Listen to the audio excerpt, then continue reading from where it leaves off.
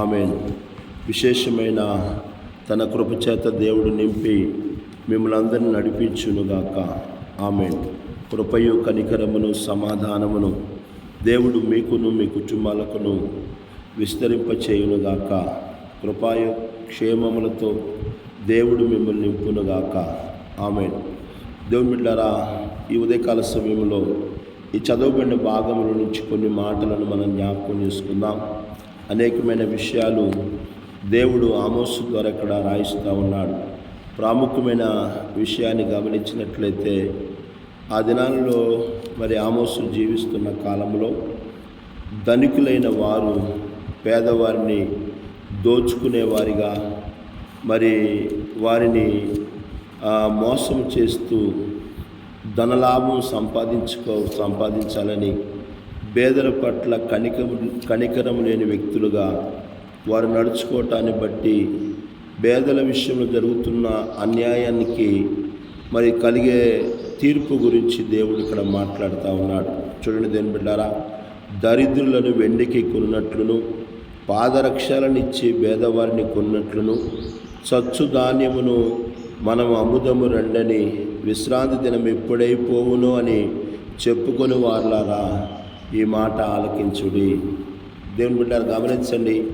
ఆ దినాల్లో ప్రజలు ఎలా ఉన్నారంటే వెండికి దరిద్రులను కొన్నట్లును పాదరక్షలిచ్చి పేదవారిని కొన్నట్లును చచ్చు ధాన్యమును మనము అమ్ముదము రండని విశ్రాంతి దినం ఎప్పుడైపోవునో అని చెప్పుకొని వాళ్ళరా.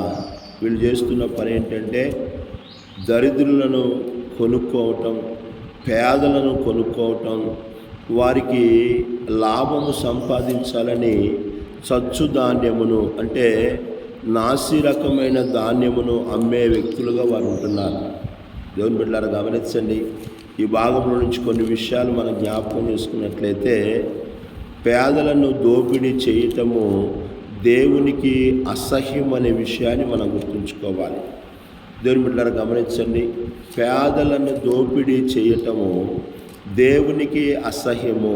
దేవుని దృష్టిలో నీ జీవితంలో ఆనాడు ఇశ్రాయేలు ప్రజలు తమ జీవితంలో లాభం రావాలని తమ జీవితంలో వారు పేదలను దరిద్రులను వారు వెండి ఇచ్చి అలాగే పాదరక్షలు ఇచ్చి కొనుక్కునే వ్యక్తులుగా వారు ఉన్నట్లు మనం చూస్తూ ఉన్నాం. ఇది దేవుని దృష్టిలో ఎంతో అసహ్యమనే విషయాన్ని మనం గుర్తుంచుకోవాలి. సామెతల గ్రంథంలో 22వ అధ్యాయంలో జ్ఞాని అయిన సొలొమోను 22-23 వచనాలను మనం చదివినట్లయితే అక్కడ జ్ఞాని అయిన సొలొమోను ద్వారా దేవుడు రాయిస్తున్న మాటలను గమనించినట్లయితే సామెతల గ్రంథము 22వ అధ్యాయము 22-23 వచనాలు, దరిద్రులను దోచుకొనవద్దు, గుమ్మము వద్ద దీనులను బాధపరచవద్దు, యెహోవా వారి పక్షమున వ్యాజ్యమాడును, ఆయన వారిని దోచుకొని వారి ప్రాణమును దోచుకొనును. దేవుని బిడ్డలారా, గమనించండి. దేవుడు ఇక్కడ చెబుతున్న మాటలు జ్ఞాని అయిన సొలొమోను ద్వారా దేవుడు తెలియజేస్తున్న మాటలను గమనించినట్లయితే సామెతల గ్రంథము 22వ అధ్యాయము 22-23 వచనాలు, దరిద్రుని దోచుకొనవద్దు, గుమ్మమునొద్ద దీనులను బాధపరచవద్దు. దోచుకునేవారు, దీనులను బాధ పెట్టేవాళ్ళు, అలాంటి వారి విషయంలో యెహోవా వారి పక్షమున వ్యాజ్యమాడును. దేవుని బిడ్డలారా, ఈరోజు నువ్వు పేదలను దరిద్రులను దోచుకునే వ్యక్తిగా నువ్వు ఉన్నట్లయితే దరిద్రుల పక్షాన మనం అనుకుంటాం, వారి పక్షాన ఎవరున్నారండి అనుకుంటాం. కానీ దేవుడు చెబుతున్న మాట ఏంటంటే యెహోవా దరిద్రుల పక్షాన పేదల పక్షాన వ్యాజ్యమాడతాడు. దేవుడు వారి పక్షాన వ్యాజ్యమాడతాడు. నా ప్రియమైన దేవుని బిడ్డలారా, దేవుడు వారి పక్షాన ఉంటాడనే విషయాన్ని మనం గుర్తుంచుకోవాలి. బైబిల్ గ్రంథములో చూడండి, ఆయన వారిని దోచుకొని వారి ప్రాణమును దోచుకును. నాబోతు అనే ఒక ఆయన ఉన్నాడు. ఆయన చాలా పేదవాడే, ఆయనకి ఆస్తి ఉంది. అతని జీవితంలో ఒక పొలాన్ని, రాజునగరి కానుకొని పొలాన్ని, ద్రాక్ష తోట ఉన్నప్పుడు ఆహాబుకి దాని మీద కన్ను పడిందండి. ఆహాబుకి కన్ను పడింది. చాలామంది ఎవరు లేని వారి సంపద మీదే, వారికి ఉన్న దాని మీదే వారి దృష్టి పెడతా ఉంటారు. అనుకున్నారు వాళ్ళు, నా ఆహాబు రాజు మరి నాబోతు దగ్గరికి వెళ్ళి అడుగుతున్నాడు, ఇదిగో నీ ద్రాక్ష తోట నాకు ఇయ్యయ్యా, నేను వేరేది నీకు ఇస్తానని చెప్పేసి అని చెప్పాడు. దేవుని బిడ్డలారా గమనించండి. కానీ నాబోతు ఇది నా పిత్రార్జితము, నేను ఇవ్వను అని చెప్పేసి అన్నప్పుడు ఇంటికి వెళ్ళి మూతి ముడుచుకొని అలిగి అన్నపానాలు పుచ్చుకోకుండా పడుకుని ఉన్నాడు. రాణి అనే యెజబెలు, రాజుగారు భోజనం చేశారా అని అడిగినప్పుడు లేదమ్మా అని చెప్పేస్తున్నప్పుడు, ఎందుకు ఇలా జరిగిందంటే నాబోతు అనే ఆయన తన ద్రాక్ష తోటను రాజుగారికి ఇవ్వమంటే మరి రాజుగారు మరి ఇవ్వనన్నాడు, అందుకే బాధలో కూర్చున్నాడని చెప్పేసి అన్నప్పుడు ఆమె అంటుంది, ఆయన ఈ యొక్క దేశాన్ని పరిపాలించే రాజు కాదా, లేచి అన్నం తినమని చెప్పని తన యొక్క కుట్ర కుయుక్తితో కొన్ని ఆలోచనలు చేసి నాబోతుని మీద లేనిపోని అబద్ధ సాక్ష్యాలు పలికించి నాబోతు పొలాన్ని తన సొంతమయ్యేలాగా నాబోతుని రాళ్ళు రూపి చంపేలాగా చేసి రాజును దేవుణ్ణి నాబోతు దూషించాడని అబద్ధపు మాటలు. చూడండి దేవుని బిడ్డారా, ఇతరుల ఆస్తి దోచుకోవాలని ఒక ఆశ ఉంది కాబట్టి అబద్ధాలు ఆడుతూ పనికి మారిన అబద్ధికులను ఏర్పాటు చేసి నాబోతు యొక్క మరణానికి కారణమయ్యి నాబోతును చంపి నాబోతు యొక్క పొలాన్ని తన ఆక్రమించుకుంది. ఈ ఉదయకాల సమయంలో గమనించండి, అవన్నీ కూడా నాబోతు పక్షాన మాట్లాడేవారు లేరు, కానీ దేవుడు నాబోతు యొక్క పక్షాన మాట్లాడుతూ ఉన్నాడు, రాజుతో మాట్లాడుతూ ఉన్నాడు. ఇదిగో నువ్వు చేసిన ఏలియా ద్వారా మాట్లాడుతూ ఉన్నాడు, నువ్వు చేసిన దుర్మార్గమైన పనిని బట్టి నిశ్చయముగా నీకు అదే శిక్ష కలుగుతుంది అని మాట్లాడుతూ ఉన్నారు. దేవుని బిడ్డారా, యెహోవా వారి పక్షమున వ్యాజ్యం ఆడతారు.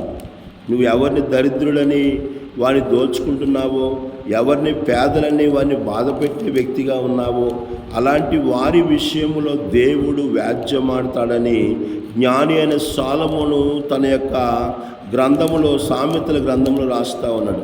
ఆయన వారిని దోచుకొని వారి ప్రాణమును దోచుకుంటాడు. నువ్వెవరిని వారిని ఆస్తిని నువ్వు దోచుకుంటే దేవుడు నీ ప్రాణాన్నే దోచుకుంటాడు అని జ్ఞాని అయిన సొలొమోను ద్వారా రాస్తూ ఉన్నాడు.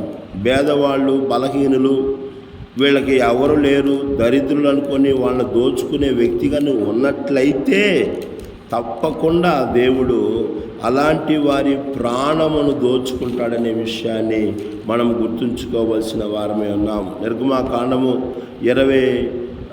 22వ అధ్యాయంలో మనం గమనించినట్లయితే 21 నుంచి కొన్ని మాటలు మనం చదివినట్లయితే దేవుని బిడ్డలారా, నిర్గమాకాండము 22వ అధ్యాయము 21వ వచనం నుంచి కొన్ని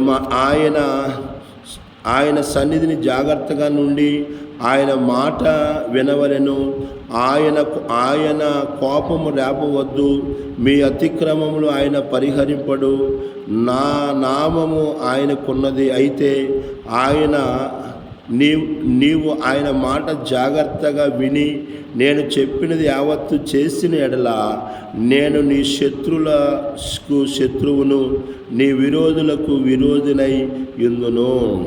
ఎట్లనగా నా దూతను నీకు ముందుగా మరి పంపిస్తానని చెప్పేసి దేవుడు మాట్లాడుతూ 22వ అధ్యాయము నిర్గమాకాండము 22వ అధ్యాయము 21 నుంచి కొన్ని మాటలను మనం గమనించినట్లయితే దేవుని బిడ్డలారా, అక్కడ దేవుడు పరదేశిని విసిగింపవద్దు, బాధింపవద్దు, మీరు ఐగుప్తు దేశంలో పరదేశులై ఉంటిరి కదా, విధవరాలినైనను దిక్కులేని పిల్లలనైనను బాధ పెట్టకూడదు. వారు నీ చేత ఏ విధముగానైనను బాధ నొంది నాకు మొరపెట్టిన ఎడల నేను నిశ్చయముగా వారి మొరను విందును. నా కోపాగ్ని రగులుకొని మిమ్మును కత్తి చేత చంపెదను, మీ భార్యలు విధవరాళ్ళగుదురు, మీ పిల్లలు దిక్కులేని వారగుదురు. దేవుని బిడ్డారా, ఆనాడు మోషే ద్వారా దేవుడు పేదల విషయంలో ఒక కఠినమైన తీర్పును తెలియపరుస్తూ ఉన్నాడు. పేదల విషయంలో ఎవరినైతే మీరు బాధ పెడతారో, ఎవరినైతే మీరు ఇసికిస్తారో, ఎవరినైతే మీరు దోచుకుంటారో, ఎవరినైతే మీరు మరి వారి దోచుకునే వ్యక్తులుగా ఉంటారో, అలాంటి వారి విషయంలో దేవుడు అంటున్నాడు, ఆ బాధ నొందిన వారు, విసిగించబడిన వారు ఎవరైతే మొర పెడతారో వారి మొర విని నేను మిమ్మును చంపెదను అంటున్నాడండి. గమనించండి దేవుని బిడ్డారా, దేవుడు ఒక వ్యక్తిని చంపుతాను అని అన్నాడంటే ఎంత కోపం ఉంటే మరి ఆ మాట చెప్పాలి దేవుడు. పేదల విషయంలో ఎవరైతే బాధ పెట్టేవాళ్ళుగా, దోచుకునేవారిగా, వారిని మోసం చేసేవారిగా, వారిని విసిగించే వాళ్ళగా ఉంటారో అలాంటి వారి విషయంలో దేవుడు చెబుతున్న మాట ఏంటంటే, వారు ఒకవేళ ఆ బాధలో నాకు మొరపెట్టినట్లయితే, నీవు ఎవరినైతే బాధ పెడుతున్నావో, నువ్వు ఎవరినైతే దోచుకుంటున్నావో అలాంటి వ్యక్తులు దేవుని దగ్గర మొరపెట్టినట్లయితే, అలాంటి వారి విషయంలో ఎవరైతే వారిని బాధ పెడుతున్నారో వారిని నేను చూడండి 24వ వచనము, నా కోపాగ్ని రగులుకొని మిమ్మును కత్తి చేత చంపించెదను. ఎంత భయంకరమైన మాట అండి. పేదల విషయంలో దేవుడు చాలా కఠినంగా ఉంటాడండి. ఎవరైతే పేదలను బాధ పేదలను మరి దరిద్రులను ఎవరైతే దోచుకునే వ్యక్తులుగా ఉంటారో దేవుడు వారి ప్రాణాన్ని దోచుకుంటాడు. ఎవరైతే వారిని బాధ పెట్టే వాళ్ళగా ఉంటారో వారిని కత్తి చేత చంపించేదను అంటున్నాడు దేవుడు. ఈ ఉదయకాల సమయంలో గమనించండి, వాక్యం ఇచ్చిన నా ప్రియమైన దేవుని బిడ్డలారా, పేదవారి పక్షాన, దరిద్రుల పక్షాన ఎవరు లేరులే, వాడిని దోచుకుంటే ఎవరేం మాట్లాడతారులే, అడిగేవాళ్ళు ఎవరు చూడండి, దిక్కులేని పిల్లలను కూడా చూడండి. దేవుని వాక్యం గమనించినట్లయితే, విధవరాలినైనను దిక్కులేని పిల్లలనైనను బాధ పెట్టకూడదు. తల్లిదండ్రులు లేని పిల్లలు ఉంటారు, అలాంటి వారిని బాధ పెట్టే వ్యక్తులుగా నీవు ఉన్నట్లయితే దేవుడు అవన్నీ చూస్తాడు. ఆయన అవన్నీ చూసి వారు ఒకవేళ మొరపెడితే దేవుడు అంటాడు, ఆయన కోపాగ్ని మీ మీద రగులుకొని ఎవరైతే దిక్కులేని వాళ్ళని, ఎవరైతే విధవరాలను, ఎవరైతే ఎవరైతే పేదలుగా ఉంటారో, పరదేశులుగా ఉంటారో అలాంటి వారిని బాధ పెట్టే వారి విషయంలో దేవుడు చాలా కఠినంగా ఉంటాడనే విషయాన్ని మనం గుర్తుంచుకోవాలి. నేను కత్తి చేత వారిని చంపెదను అంటున్నాడు దేవుడు. దరిద్రులను దోచుకునే వ్యక్తులుగా ఉంటే ఆయన నీ ప్రాణాన్ని దోచుకుంటాడు ఆయన అనే విషయాన్ని నువ్వు గుర్తుంచుకోవాలి. ఈ ఉదయకాల సమయంలో వాక్యం ఉంచిన నా ప్రియమైన దేవుని బిడ్డలారా, చాలా విషయాలున్నాయి, చెప్పడానికి సమయం లేదు. ప్రభుని వెంబడిస్తున్న మన జీవితాలలో గుర్తుంచుకోవాలి, పరదేశిని విసిగించవద్దని దేవుడు చెప్తా ఉన్నాడు, బాధింపవద్దన్నాడు. మీరు ఐగుప్తు దేశంలో మీరు కూడా పరదేశులుగా ఉన్నారు. దేవుని బిడలైన ఇశ్రాయేలీయులను ఐగుప్తు దేశంలో ఎంతో బాధ పెట్టిన ఐగుప్తులందరినీ కూడా దేవుడు వారి మీదకి గొప్ప శిక్షలను రప్పించాడు. దేవుడు ఇశ్రాయేలు ప్రజల పక్షాన ఆ ఐగుప్తు దేశంలో ప్రథమ సంతానాన్ని అంతటినీ కూడా దేవుడు తీసివేశాడనే విషయాన్ని మనం గుర్తుంచుకోవాలి.